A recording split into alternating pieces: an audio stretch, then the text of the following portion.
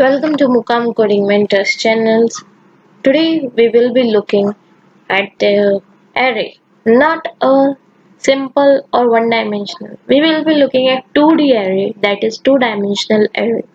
So earlier we have seen an array definition, array, how we can define an array, declare, initialize elements.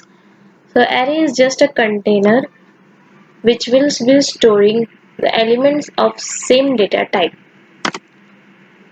and we have seen the example and how the elements are assigned in numbers. So today we will be looking at 2D array. So what is 2D array? It is an array of arrays. The 2D array is organized as matrices which represented as a collection of rows and columns. So it will help you to provide an ease of holding bulk of data. So at once, many data can be filled in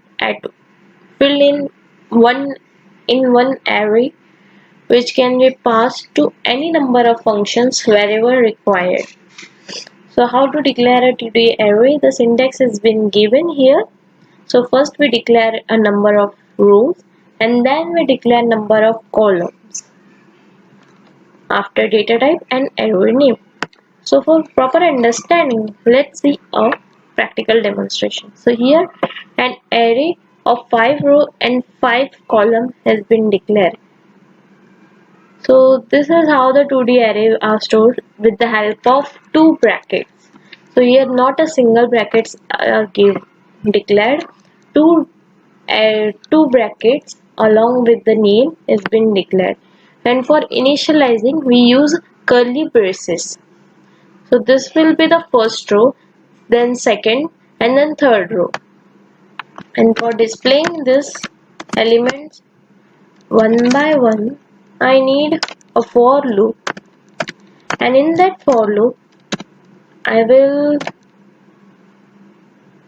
take I and j as a variable for operating single element one by one. For int j, this will just j will access single element particular row, and the j is also the same size because we have declared my array 1, which is of 3 element, 3 row and 3 column. So j plus plus my array 1 ith j. So I should declare it like this so that output will be come of each element properly, and I want the single row to be come in single line. So let's execute this program. See, the numbers are coming, but these all are getting confined at one place. What I can do, I can add a space here so that single element will take a space in between.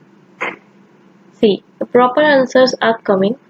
So this is how we can declare a 2D dimensional array and access it with the help of for loop within loop. Okay, so that's it for today. Thanks for watching the video, and if you find anything enough today, and if you find any problem inside it, you can just comment it down. Thank you.